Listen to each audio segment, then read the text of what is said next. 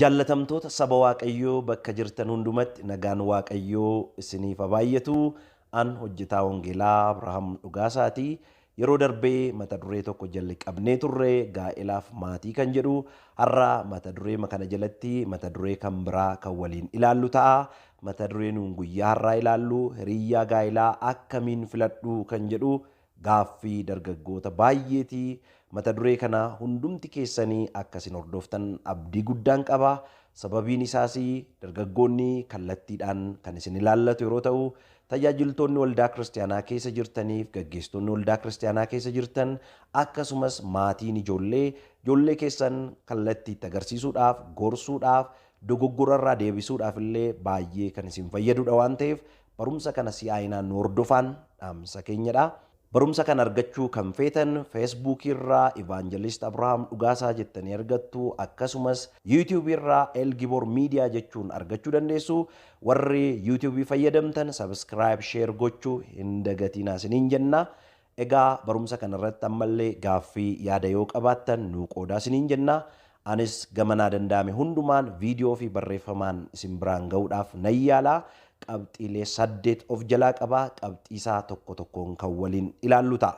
Hiriyyaa gaa'elaa akkamiin filadhu inni jedhu kuni gaaffii dargaggoota baay'eeti jennee duraan dursinee kaafneerra. Gaaffii kanaaf dargaggoonni deebii sirrii argachuu qabu. Deebii sirrii argachuu hin danda'an taanaani sooshaal miidiyaa irraa deebii argachuudhaaf yaalii godhu. Biyya lafaarraa deebii argachuudhaaf yaalii godhu. Yaaliin isaanii kun immoo kallattii dogoggoraarra isaan geessa. Egaa destiniin isaas immoo dogoggora ta'a jechaadha. Kanaaf nuun hundumti keenya iyyuu hubannaadhaan dargaggoota keenya, ola deemaa keenya kallattii sirriitti agarsiisuudhaaf dubbii sagalee Waaqayyoo irraa hiriyyaa gaa'elaa filachuun akkamittiin ilaalamaa, dubbiin sagalee Waaqayyoo maal jedhaa isa jedhu itti agarsiisuun dirqama nurra jirudha jedheen ibsuu barbaada. Gabaabumatti gara barumsa guyyaa irraa jalqabnetti yeroo darbinu qabxiin inni jalqabaa qajeelfama Waaqayyoo biraa fudhachuudha. Raajii Isaayyaas boqonnaa 48 lakkoofsa 17 deemnee gaafa laallu ani Waaqayyo gooftaa keetii jedhee jalqaba. Kutaa sana keessatti wanta waa'ee siif baasu kan si barsiisu, karaatirra deemturras kan si gaggeessu anadha jedhee dubbata. Kanaaf gaggeessaan keenya, barsiisaan keenya Waaqayyodha waan ta'eef kan inni nu barsiisuuf, kan inni nu gaggeessu immoo karaa sagalee isaa ta'uu hundumti keenya beenna. Waaqayyo kallattii garaagaraatiin nutti dubbachuu danda'a. Abjuudhaan nutti dubbachuu danda'a, raajummaan nutti dubbachuu danda'a, kallattii garaagaraatiin nutti dubbachuu danda'a. Isa Waaqayyo nutti dubbatee kan nuun sirrii ta'uusaaf dogoggora ta'uusaa adda baafnu dubbii sagalee Waaqayyoodhaan ta'uun beekuun gaariidha. Gabaabumatti dargaggoonni keenya yeroo hundumaa gaa'elatti galuu yeroo barbaadan sagalee raajummaa yoo dhaga'an malee gara gaa'elaatti galuu kan hin barbaanne jiru. Kun immoo gara dogoggoraatti dargaggoota keenya baay'ee geesseera waan ta'eef raajummaan nuti dhageenyee fi sagalee nuti dhageenye hundumti isaa akka sagalee Waaqayyootti sirriidhaa fi qajeelaa ta'uusaa adda baafnee gaa'elatti seenuun hunduma keenyarraa eegama jechuun barbaada. Dargaggoonni sagalee raajummaa irratti duwwaa xiyyeeffattan yeroo baay'ee dogoggoratti seenuu dandeessu waan ta'eef of eeggannaa gochuun gaariidha. Gabaabumatti mudannoo yeroo tokko nu mudateetuun sinii kaasee baay'ee gaariidha. Gaa'elaa fi obboleessi tokko obboleettii gaafata. Isheenis immoo yoo Waaqayyo nutti dubbate malee gara gaa'elaatti hin seennu ittiin jetti.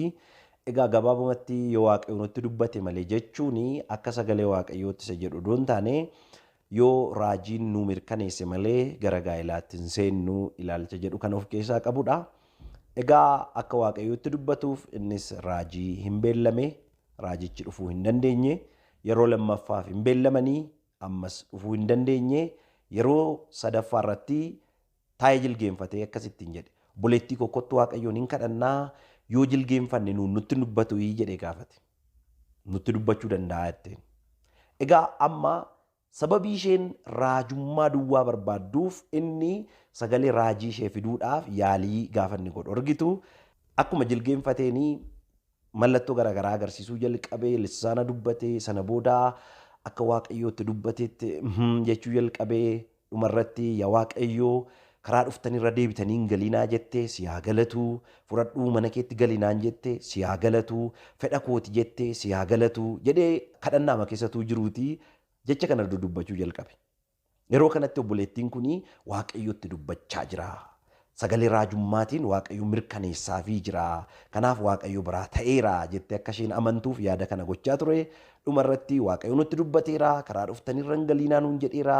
Fedha kooti naan jedheera. Kanaaf wal fudhadhaa galaa waan nuun jedhee fi waaqayyo nuu eeyyameera jedheen.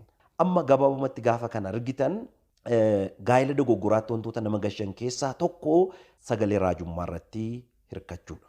Obboleessi kun akka inni sobduu ta'uuf, akka inni mul'ata sobaa fiduuf, akka inni ergaa sobaa fiduu fi kan sababa ta'eef ilaalcha isheen waa'ee raajummaa irratti qabdudha waan ta'eef obboloota koo, obboleettii koo dogoggora akkasitti galuurraa waaqayyo isin eeguu jechuun barbaada. Qabxii isa lammaffaa irratti yeroo darbinu qabxiin inni lammaffaa hiriyyaa gaa'elaa akkamiin filadhu inni jedhu bareedina alaa osoo hin taane bareedina isa keessaa irratti xiyyeeffachuudha.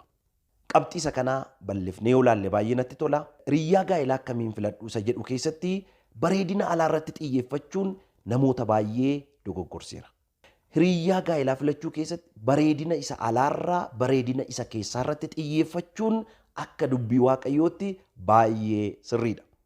Kana fakkeenya boqonnaa 31 lakkoofsa 30 amma 31tti dubbifachuu dandeessu. Ani keessaa bakka muraasa nan dubbisaa akkas jedha. Simboon namarraa darbiti. Miidhaginnis nama gowwoomsiti. Dubartiin waaqayyoon sodaattu garuu ni jajamti jedha. Kutaa kana keessatti ergaa gurguddaa argitu. Simboon namarraa darbaa jedha. Miidhaginnis nama gowwoomsaa jedha. Dubartiin waaqayyoon sodaattu garuu ni jajamti jedha. Waaqayyoon sodaachuun bareedina alaatoo hin taane bareedina keessaati. Bareedina alaa inni jedhamu simboo miidhagina isa nuun jennu kanadha. Warri kun hundumtuu waan darbanidha. Simboo namarraa darbuu, miidhagina namarraa darbuu irratti akka nuun hin xiyyeeffanne, miidhagina isa keessaa irratti xiyyeeffachuun akka nuuf malu kutaan sagalee waaqayyoo nu barsiisa. Gabaabumatti Daawit akka inni dogoggoruuf sababa kan ta'e wanna alaan mul'atu irratti xiyyeeffachuu isaati. Wanta alaan mul'atutu isa harkisee gara dogoggora kanatti akka inni galu isa taasise. Bersaabee yeroo argitan utuu isheen dhanna ishee dhiqattuu argee miidhaginuma alaa argee miidhagina alaa argee kanaan hin harkifamee immediately waamsisee dogoggora biraa keessa gale. Kanaaf Daawit akka inni bara isaatti gatii baasuuf akka inni dogoggoruuf kan isa taasisee wanna inni alaan arguudha waan ta'eef dargaggoonni hiriyyaa gaa'elaa filachuu keessatti dogoggora akkasii keessa akka isaan hin galleef kun ergaa gaarii dheedheen dhaamsa dabarsuu barbaada. Qabxii keenya isa lammaffaa gaafa ilaallu qabxii keenya isa lammaffaa Phexros duraa boqonnaa 3 lakkoofsa 3 hamma 4tti argachuu dandeessu. Innis akkas jedha. Of kuuluun keessan wanta alaan mul'atu mataa tolfachuudhaan, warqee naqachuudhaan, uffata babbeessa uffachuudhaan hin ta'in.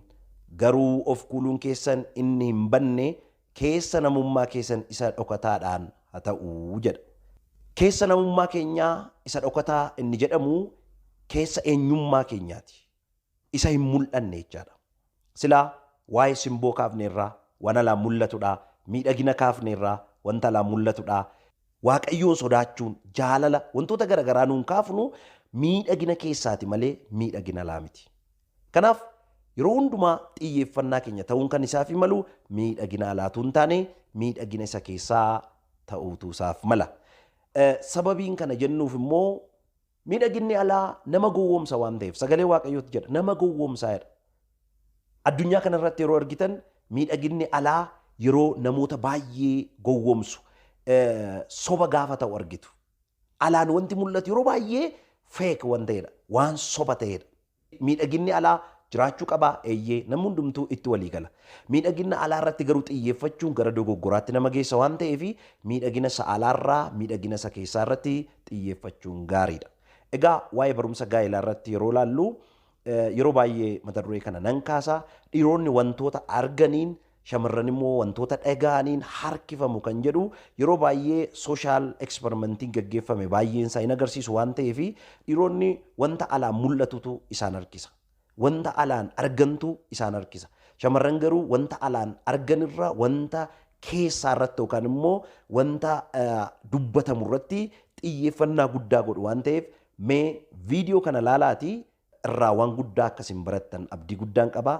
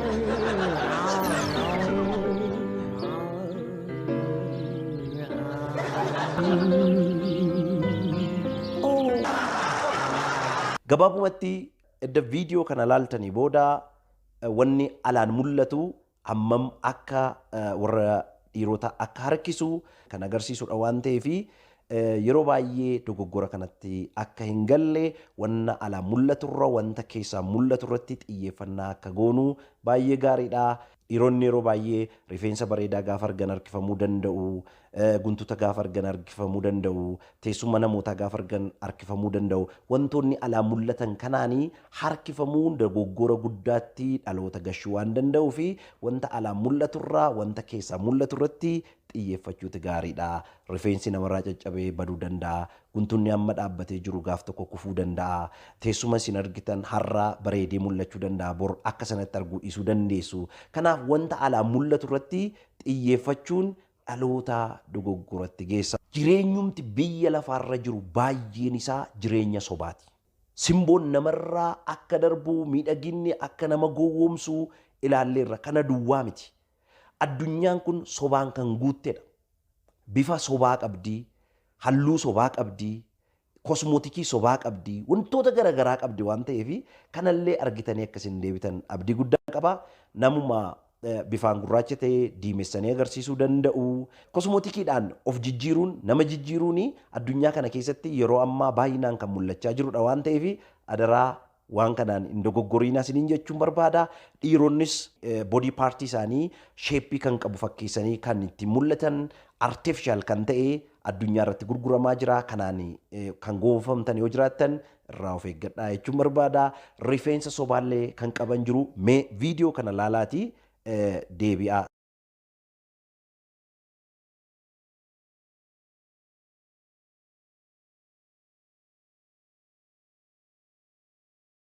Kun kan warra dhiiraati isinii kaasuu kan hin barbaade kan shamarranillee akkasuma meekaappii sobaatiin halluu hin qabne, bifa hin qabne, eenyummaa hin qabne kan agarsiifatan jiru. Rifeensa sobaa hin argitu, teessuma sobaa kan qaban hin argitu. Kana duwwaa miti nyaarri sobaa jira, harmi sobaa jira. Waan baay'ee sobaan kan guutame addunyaan kun sobaan kan guutamtedha waan ta'eef miidhagina alaa duwwaa ilaaltanii gara gaa'ilaatti seenuuni dogoggora guddaatti isin gasha waan ta'eef kanarraa of eeggachuun dhaamsa obbolummaa kootii gamanumaan hubannaa gahaa godhachuun isinirraa eegama. Gara qabxii sadaffaatti yeroo darbinu jaalalli dhugaa jiraachuu isaa mirkaneeffachuudha. Jaalala dhugaa jiraachuu isaa mirkaneeffachuu jechuuni jaalalli sobaa waan jiruuf jaalalli dhugaa jiraachuu isaa mirkaneeffachuu jenna. Jaalala sobaa kan jaalatan jiru. Jaalala sobaatiin kan nama gowwoomsuu barbaadan jiru. Ani siin du'ee ribanna qabuu didee nyaatannaa nyaatamuu didee jechuudhaan jechoota nama sossobuun dhaloota gowwoomsuu kan barbaadan shamarran gowwoomsuu kan barbaadan namoonni baay'een jiru waan ta'eef kanarraa of eeggachuun isinirraa eegama. Jaalala sobaa kan qaban sobaan kan namatti dhiyaatan baay'eetu jiru waan ta'eef hubannaa argachuun isinirraa eegama. Waan argatan tokko argachuudhaaf kan namatti dhiyaatan jaalala fakkeessanii kan namatti siqanii jireenya namaa balleessan, jireenya namaa mancaasan baay'eetu jira. Macaafa abboota firdii boqonnaa 16 lakkoofsa 1 kaaftanii gaafa laaltan seenaa Samsooniin ilaaltu. Samsoon jireenya isaa keessatti dogoggora inni dogoggora iddoo sanatti argitu. Daliilaan gowwoomsiteetti. Jaalala sobaa jaallatteetu. Inni isheen jaallattee qarshiif jetteetu. Qarshiitu laatamiif nama kana nuu kuffisi yoo nuu kuffiste nuuni kana sii goonaa kana sii raawwannaa jedhanii waadaa galaniiruu fi waadaa isaan galaniif kana raawwachuuf jechadha kan isheen sin jaalladhattiin jette. Kun jaalala sobaati. Qarshiif jedhanii kan nama jaallatan jiru. Sadarkaa barumsaaf jedhanii kan nama jaallatan jiru. Sanyiif qomoof jedhanii kan nama jaallatan jiru. Jaalalli haala irratti hundaa'e baay'ee hamaa fi of eeggannaa kan barbaadu. Inni kan biraanii raajonni sobdoonni ergaa isaan dabarsaniini jaalalatti kan galan jiru. Waaqayyoo fedha kooti siin jedheera jedhanii ergaa isaan waaqayyoo biraa tun fuudhiin dubbataniini namoonni gara gaa'ilaatti galan jiru waan ta'eef kanaaf ergaa dhufu hundumaa qorree ilaaluun isa sirrii ta'e keessaa fudhachuun nurraa eegama. Akka qorru sagalee Waaqayyooti nutti dubbata. Kana baruu yoo barbaaddan ergaa Yohaannis isa duraa boqonnaa 4 lakkoofsa 1 dubbifachuu dandeessu. Egaa hafuura hundumaa hin amaniinaa qoraa ilaalaa kan jedhu sagalee Waaqayyooti waan ta'eef isa sirrii keessaa fudhachuun gaariidha. Inni kan biraan abjuu dogoggoraati. Abjuu dogoggoraa. Egaa abjuun baay'ina hojiirraa namatti dhufuu akka danda'u, haalota garaagaraarraa namatti dhufuu akka danda'u macaafni qulqulluun nu barsiisa. Kana macaafa lallabaa boqonnaa 5 lakkoofsa 3, macaafa lallabaa boqonnaa 5 lakkoofsa 7 yeroo dubbiftan abjuun maalirraa dhufuu akka inni danda'u kutaa sana keessatti bal'inaan ni ibsa. Kanaaf abjuu ofirratti hirkachuun akka nuuf mallee sagalee Waaqayyoo waan nu barsiisuu fi namoonni baay'een abjuu isaaniitiin namoota argan akka Waaqayyo waan gaa'ilaaf isaanii eeyyametti ilaalanii kan fudhatan jiru. Kun dogoggora ta'uusaa isinitti himuun barbaada. Kanaaf mee taati ilaalaa dargaggoonni. Jireenya keessan ta'a ilaalaa. Abjuu keessan keessatti nama meeqa argitan? Warri dhiiraa shamarran meeqa argitan? Warri shamarranii dhiirota meeqa argitan? Namoota abjuun argitan hundumaa wajjin gaa'ila raawwattu tuu ta'ee akka Solomoon haadha manaa 1,000 qabaachuun isiniif malaa jechaadha. Sababa kanaaf nama abjuudhaan argine hundumaa gaa'ilaaf yaaduun gara dogoggoraatti waan nu geessuuf gara sirriitti deebi'uun gaariidha. Inni kan biraan milikkita dogoggoraa fayyadamuudha. Namoonni baay'een milikkita dogoggoraa fayyadaman jiru. Macaafa qulqulluu keessaa Abboota Firdii boqonnaa 11 lakkoofsa 30 hamma 34tti ilaaluu dandeessu. Egaa al takka takka milikkita dogoggoraa fayyadamuuni gara murtoo hin taanetti nama geessuu waan danda'uu fi milikkita dogoggoraa fayyadamuurraa of eeggachuun gaariidha. Akka fakkeenyaatti isinii kaasuu danda'a. Dargaggeessi tokko gaa'ila keessa galuudhaa fi milikkita dogoggoraa yeroo inni fayyadamu akka fakkeenyaatti olaallee har'a gara waldaan deemaa namni karaa mirga koo taa'ee Waaqayyoo gaa'ilaaf akka itti naa eeyyamtu fedha keenaaf haa ta'u maqaa Yesuusiin ameen jedhe yoo ka'e namni waggaa 60 dhufeetu karaa mirga isaa taa'ee gaa'ila sana raawwatamoo raawwatu jettanii yoo ilaaltan wanta ta'uu hin dandeenyedha waan ta'eef milikkita dogoggoraa akkasii fayyadamuun yeroo baay'ee namoonni milikkita dogoggoraa fayyadaman jiru waan ta'eef of eeggannaa akkasii godhachuun gaariidha. Jecha Ingiliffaa tokko baay'ee kan natti tolutuun isinii dubbisee gaariidha. A real man does not love million girls. He loves one girl in million ways. Egaa gabaabumatti jechi kun namni dhugaanii dubaroota miiliyoona tokko jaallatu hin taane nama tokko karaa miiliyoona tokkoon jaallachuudha isa jedhuudhaannaa nuni nama miiliyoona tokko jaallachuu miti kan nurraa eegamu. Nama tokko karaa miiliyoona tokkoon jaallachuuni kennaa keenya adda baafannee karaa miiliyoona tokko jaallachuun nurraa eegamu waan ta'eef isa kana akka goonu Waaqayyo nu haa gargaaru. Suura kana akkasin ilaaltan nan barbaada. Namoonni kuni namoota Jaappaan keessa yeroo ammaa jiraatanidha. Gaa'ilaa dhaabbachuudhaaf qophii hundumaa xumuraniiru. Isheen sanyii mootiiti. Inni maatii hiyyeessaa keessaa kan dhalatedha. Isheen sanyii mootii waan taateef yoo nama hiyyeessa kanatti heerumte sanyii mootii keessaa baataa, qomoo mootii keessaa baataa jedhanii akeekkachiisi guddaan laatameeraa fi kun egaa miidiyaa biyyi Jaappaan hundumaa kanarratti mari'achaa jiraniif dubbachaa jiranidha. Isheen garuu sanyii mootii keessaa bahuu filatteetti hiriyyaa jaallattu kana dhabuu mannaa sanyii mootii keessaa bahuu naa wayyaa jettee isa filatteetti. Jaalala dhugaa jechuun jaalala haala irratti hundaa'u miti jennee nuun kaafne kanaafidha waan ta'eef isheen haala jiru miti kan isheen ilaalaa jirtu, sanyii mootii ta'uu ishee miti kan isheen ilaalaa jirtu, jaalala dhugaaf fakkeenya ta'uu kan danda'anidha. Mee ilaalaa akka isin itti gammaddan abdii guddaan qaba. Qabxiin inni afuraffaan amantiidhaan tokko ta'uudha. Hiriyyaa gaa'ilaa akkamiin hin filadhaa inni jedhu qabxiin afuraffaan amantaadhaan tokko ta'uudha. Nuuni kiristaanotadha. Kan nuun heerumuu qabnuu fi kan nuun fuudhuu qabnu kiristaanatti qofaadha. Sababiin isaa sagaleen Waaqayyoos isa kana waan nu barsiisuudhaaf Qorontos 2 boqonnaa 6 lakkoofsa 14 amma 18tti dubbisuu dandeessu. An keessaa bakka tokko nan dubbisaa. Warra hin amanne wajjin walitti hin hidhatinaa, ifaaf dukkanni tokkummaa maalii qaburee jedhee iddoo sanarratti dubbata. Gabaabumatti inni amane sana amanne biraa dukkanni ifa biraa seexanniif Kiristoos tokkummaa hin qabanii yaada jedhu bal'inaan iddoo sana keessatti hin argitu waan ta'eef Kiristoosiif seexanni waliin ta'uu hin danda'ani, dukkanaaf ifni waliin jiraachuu hin danda'ani, akkasumas inni amaneef inni amanne waliin jiraachuu hin danda'an. Kanaaf jala murree kan nuun beekuu qabnu kiristaanni kan inni fuudhuu qabu kiristiyaanadha. Mee fakkii kana ilaalaa. Harree fi sangaan waliin qotuu hin danda'an. Waliin camadamuu hin danda'an. Maaliif humni isaanis gitni isaanis waliin fakkaatu. Namoonni baay'een akkaataa hin taaneen yeroo isaan walitti hidhaman argitu.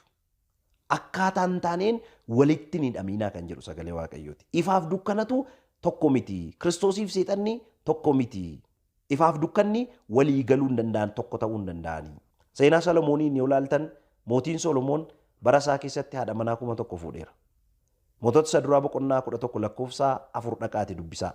Yeroo inni dulloometti haadha manooliinsaa gara waaqolii tolfamaa kan biraatti aarsaa dhiyeessee akka inni du'ullee akka isaan isa godhan. Xumura isaa akka isaan fokkisiisan kutaa sana keessatti hin argitu. Solomoon dogoggora guddaa raawwateera. Waan abbaan isaa qajeelummaadhaan fuuldura Waaqayyootti dabarsee inni garuu akkas gochuu hin dandeenye. Xumurri isaa dulluma isaa keessatti badii guddaa raawwate. Akka inni badii guddaa raawwatuuf sababa kan ta'an haadha manoolii inni fuudhedha. Iddoo garagaraarraa waaqolii tolfamaa garagaraa kan waaqessan haadha manaa godhee waan fuudhee fi gara dogoggora guddaatti isa geesseera. Waaqayyo immoo duraan dursee isaan akeekkachiiseera, eeyyee isaan akeekkachiiseera. Keessa deebii boqonnaa 7 lakkoofsa 2-3 dhattanii ilaaltan waaqolii ormoota keessaa warra waaqolii ormaa waaqessanii haadha manaa godhatanii hin fuudhiinaa kan jedhu Waaqayyo qajeelfama kenneeraaf. Ituu kana beekuu Solomoon gara gaa'ela dogoggoraatti seenee haadha manoolii baay'ee fuudhee xumurri isaa baay'ee akka inni fokkisee bara dullumaa isaatti waaqolii tolfamaa akka inni waaqessee kutaa sana keessatti hin argitu waan ta'eef of eeggannaa guddaan nurraa barbaachisa.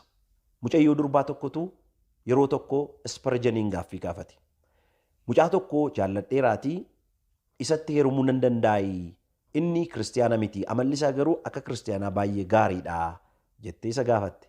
Isparjan akkasittiin jedhe. Ol fuudhee barcumarra ishee dhaabee ofiisaa gajjallaa dhaabatee akkasiin jedhe. Ani gajjallaan jira, dukkana keessan jira, biyya lafaa keessan jira. Ati garuu ol ka'iinsarra jirta. Iddoo Waaqayyoo si dhaaberra jirta. Mee harkisiitii lafa ati jirtu kanatti ol na butii jedheen. Hin harkiftee garuu ol butuu hin dandeenye. Ani immoo dabaree kun si harkisaa jedheen. Gaafa inni harkisu takkumatti harkisee lafa inni jirutti gadi buuse. Dhumarratti akkasittiin jedhe. Warra namanni wajjin akkaataa hin taaneen walitti hin hidhamin. Sababiin isaa ati harkiftee gara ifa kanatti fiduurraa inni si harkisee gara dukkanaatti si deebisuu isaatu salphata waan ta'eef akkaataa hin taaneen warra namanni wajjin walitti hin hidhaminii jedheen. Dargaggoonni tokko tokko kutaa macaafa qulqulluu keessaa dogoggoraan fayyadaman jiru. Isaan keessaa tokko Qorontoos duraa boqonnaa 7 lakkoofsa 12-15 kan jirudha. Innis maaltu beekaa sababii ishee inni gara gooftaatti dhufuu danda'a, sababii isaa immoo isheen gara gooftaatti dhufuu dandeessi kan jedhudha waan ta'eef maal ta'a sababii koo isheen gara gooftaatti dhufuu dandeessi yoon fuudhe namoota biyya lafaatti yoon heerume rakkoo maal qabaa jedhanii kan yaadan jiru. Kun ilaalcha macaafa qulqulluu wajjin baay'ee kan wal faalleessudha. Kutaan macaafa qulqulluu kanaa maaliif barreeffame isa jedhu baruun gaariidha. Kutaan macaafa qulqulluu kanaa kan inni barreeffame namoota ituu gooftaan beekiin gaa'ela dhaabbatan isaan keessaa tokko gara gooftaatti yoo dhufe inni amane sun isa namanne hin dhiisinii. Maaltu beekaa sababii ishee gara gooftaatti dhufuu danda'a. Sababii isaa gara gooftaatti dhufuu dandeessi. Ilaalcha jedhu of keessaa qaba malee namoota ituu gooftaa beekanii gara gaa'elaatti seenuuf jedhan maaltu beekaa nama namanne dhaqaati fuudhaatii gara gooftaatti fiduu dandeessu ilaalcha jedhu of keessaa hin qabu waan ta'eef karaa dogoggoraatiin hiikkachuun gara dogoggoraatti siin geessa waan ta'eef namni amane kan inni fuudhuu qabu nama amane qofaa akka ta'e jala murtanii akkasiin beektan gamanumaa dhaamsa koo dabarsuun barbaada. Qabxiin inni 5ffaan saalaan gargar ta'uu mirkaneeffachuudha. Gabaabumatti macaafa qulqulluu keessatti gaa'elli kan inni eeyyamamu saalaan warra gargar ta'anidha. Dhiirri kan inni fuudhu dubaradha, dubarri kan isheen heerumtu dhiirattidha. Malee akka yeroo ammaa dhaloonni manca'aa jirutti dubaraaf dubara dhiiraaf dhiira gidduutti gaa'elli raawwatu ija Waaqayyoo fuulduratti ceegaasisaa akka ta'e Roomee boqonnaa 1 lakkoofsa 26-28 yeroo dubbiftan bal'inaan hin argattu.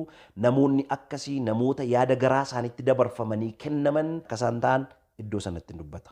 Leewwota boqonnaa 18 lakkoofsa 22 deemtanii gaafa laaltan ati akka nama dubartii wajjin ciisutti dhiiraa wajjin hin ciisiin kun cigaasisaadha jedhee Waaqayyoo fuulduratti. Kun cigaasisaadha. Waaqayyootu cigaasisaadha jedhe. Waaqayyo gaafa nama uume dhiiraaf dubara uume. Waaqayyo dhiiraaf dhiira uumne dubaraaf dubara uumne. Gaa'ilas gaafa hundeesse dhiiraaf dubara gidduutti hundeesse malee dubaraaf dubara gidduutti hin hundeessine, dhiiraaf dhiira gidduutti hin hundeessine. Kanaaf wanta Waaqayyo ciga'e, wanta Waaqayyo jibbe, wanta Waaqayyo fuulduratti jibbisiisaa ta'e kanaa gara waldaa kiristaanaatti fiduun baay'ee hamaadha. Egaa dhaloonni kun baruu kan isaaf malu, maatiinis tajaajiltoonni waldaas kan isin baruu qabdanii, warri addunyaa kanarratti LGBT kan jedhaman jiru. LGBT jechuun lesbian, gay, bisexual and transgender kan jedhamudha. Lesbian jechuun dubaraaf dubara gidduutti gaa'ila kan raawwatanidha. Gay kan jedhaman dhiiraaf dhiira gidduutti gaa'ila kan raawwatanidha. Bisexual warra jedhaman immoo dhiiraa wajjinis dubaraa wajjinis gaa'ila raawwachuu warra danda'anidha. Transgender warra jedhaman immoo saala isaanii warra geeddaratan, dubara warri turan gara dhiiraatti kan geeddaratan, dhiira kan turan immoo gara shamarraniitti kan geeddaratan warra jechuuti. Warri kun mallattoo isaan fayyadaman mallattoo reembooti.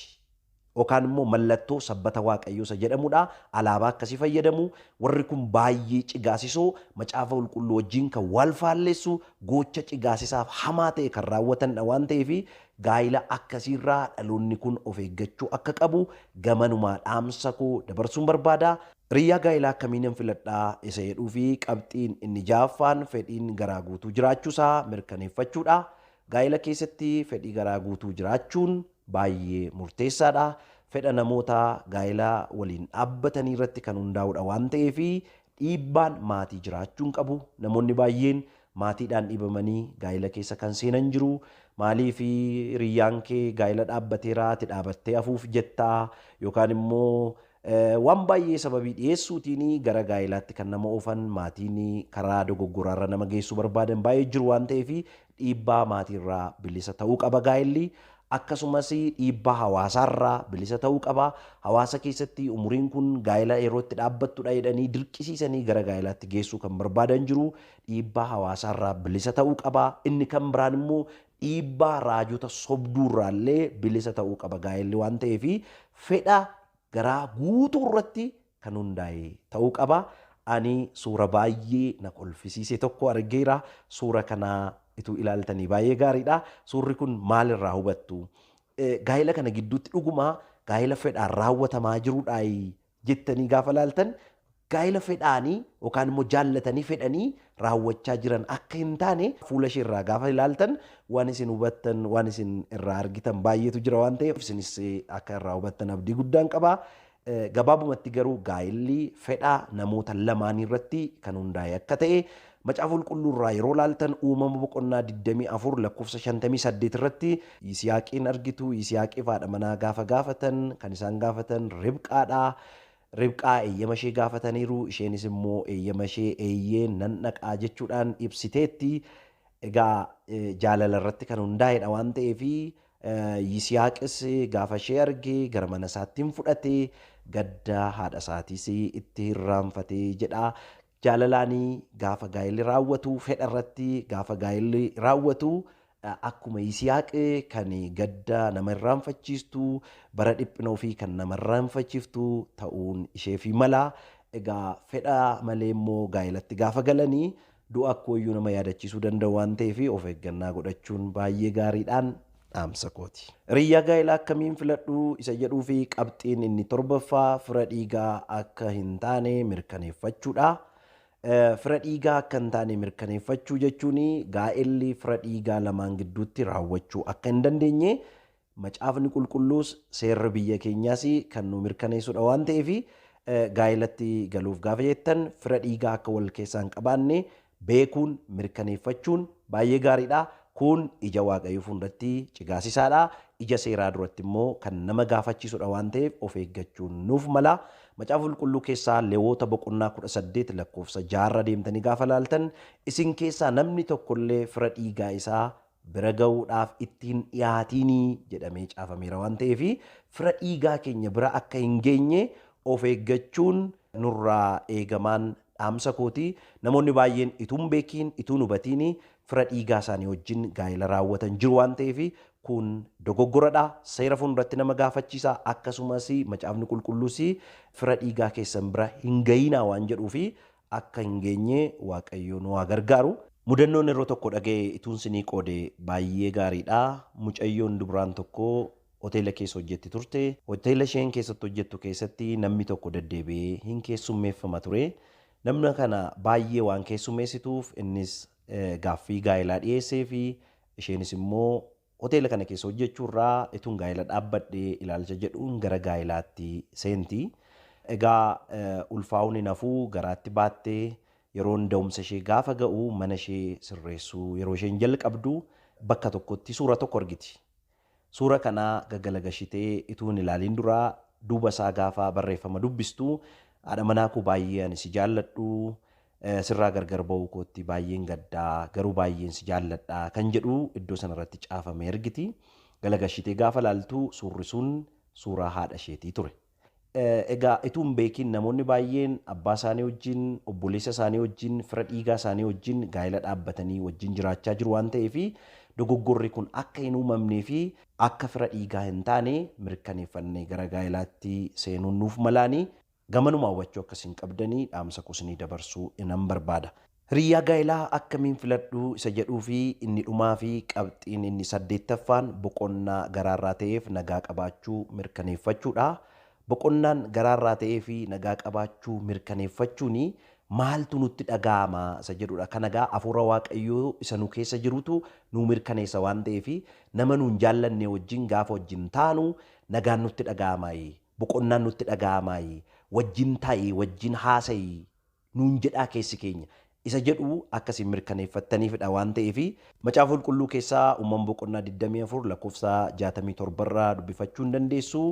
Egaa gabaabumatti nagaa sinitti dhaga'amaayi. Yeroo wajjin taatan yookaan immoo yeroo gargar baatan walii bilbiluu wajjin haasa'u wajjin turuuni sinitti tolaayi nagaatu sinitti dhaga'ama. Yoo nagaan isinitti dhaga'amaa jira ta'e yoo boqonnaan isinitti dhaga'amaa jira ta'e hafuurri waaqayyoo si keessa jiru hafuurri waaqayyoo ishee keessa jiru mirkaneessaafii jira siifis mirkaneessaa jira isa jedhudha.